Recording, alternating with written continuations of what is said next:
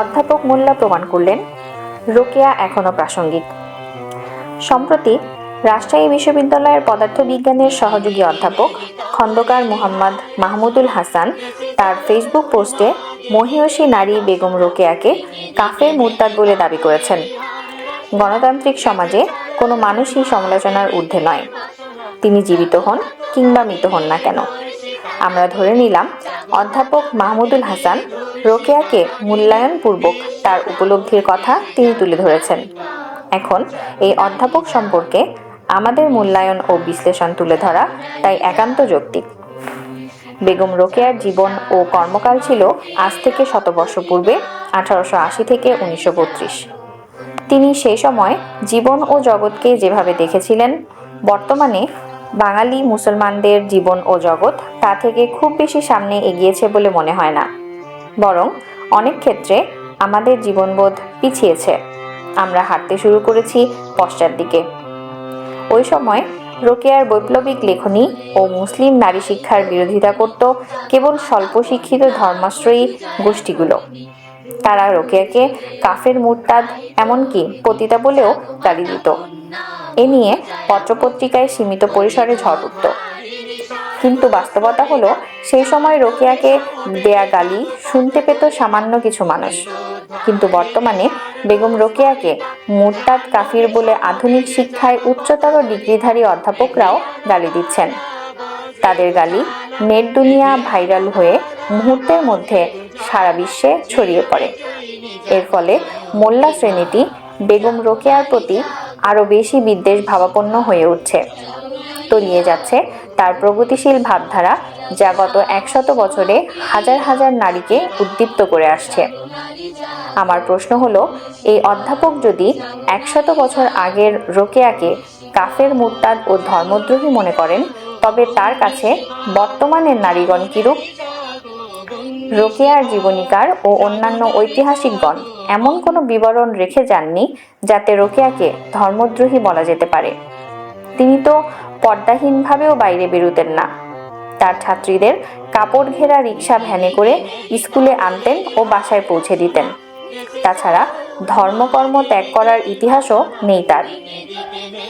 আমার জানতে ইচ্ছে করে, ওই অধ্যাপক রোকেয়া সম্পর্কে ঠিক কতটুকু জানেন, আর জানলেও রোকেয়াকে উপলব্ধি করার বোধ তার কতটুকু আছে। রোকেয়া কি বিশ্বাস করতেন, কি ছিল তার আদর্শ? অবরোধবাসিনীর ক্ষুদ্র ক্ষুদ্র গল্পগুলো দিয়ে নারীদের কি অবস্থা তুলে ধরেছিলেন রোকেয়া? ওই অধ্যাপক কি সেগুলো অনুধাবন করতে পারেন? সুলতানার স্বপ্নের মাধ্যমে আধুনিক নারীদের কি স্বপ্ন দেখাতে চেয়েছিলেন বেগম রোকেয়া? একটি কল্পিত বিজ্ঞান নির্ভর সমাজে নারীস্থানের ধারণা দিয়ে রোকেয়া কি জীবন ও জগতের সকল পর্যায়ে নারীদের পুরুষদের সমকক্ষ করে প্রতিষ্ঠিত করার স্বপ্ন দেখেননি? বিধাতার সৃষ্ট জীবের স্বকীয় মেধার স্ফুরণ কি কোনো নির্দিষ্ট মতাদর্শ দিয়ে ঠেকিয়ে রাখা যায়? সভ্যতা নির্মাণে নারীদের যে অবদান পরবর্তীকালে দেখতে পাওয়া যায়, বেগম রোকেয়ার সুলতানার স্বপ্ন তো তারই প্রত্যাশা। এই অধ্যাপক কি তা উপলব্ধি করতে পারেন? আধুনিক কোনো বিশ্ববিদ্যালয়ের অধ্যাপকের ক্লাসে যে নারীগণ উপস্থিত থাকবে, তারা বেগম রোকেয়ার প্রত্যাশিত নারী নয় কি? বেগম রোকেয়া যদি ভুল চিন্তা অধিকারী হতেন, তবে রাজশাহী বিশ্ববিদ্যালয়ের ওই অধ্যাপকের ক্লাসে উপস্থিত ছাত্রীদের ঘর থেকে বাইরে বের হওয়ার কথা ছিল না। কিন্তু তারা তো শত মাইল দূরে নিভৃত পল্লীগ্রাম থেকেও বিশ্ববিদ্যালয়ে গিয়ে পড়াশোনা করছে। ওই অধ্যাপক মন ও মগজে আজ থেকে 100 বছর আগে জগতে বিচরণ করলেও তার ছাত্রীদের মন নিশ্চিতভাবেই অগ্রগামী। অশিক্ষিত, কুশিক্ষিত ও ধর্ম না জানা ধর্মান্ধ জনগোষ্ঠী থেকে কিভাবে আমরা আপনাকে আলাদা করব মাননীয় অধ্যাপক?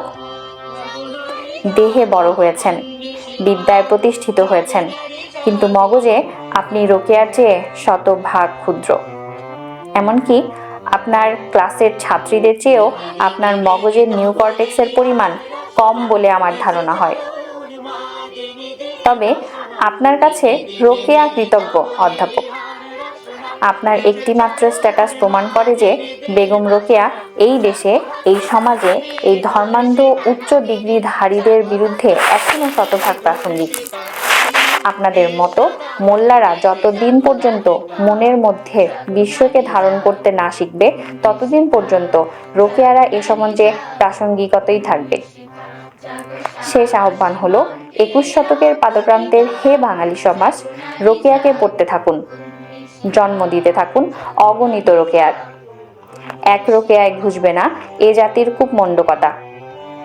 বিশ্ববিদ্যালয়ের ছাত্রীগণ, এমন অনেক অধ্যাপক মোল্লা তোমাদের সাক্ষাৎ প্রতিপক্ষ। তোমাদের সংগ্রাম এদের বিরুদ্ধেই।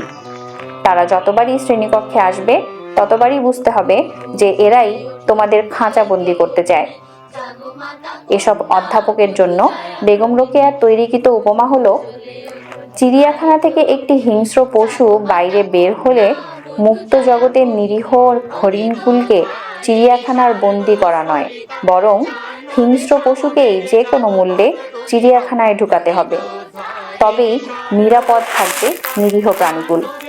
বুদ্ধিমানরা তাই করবে।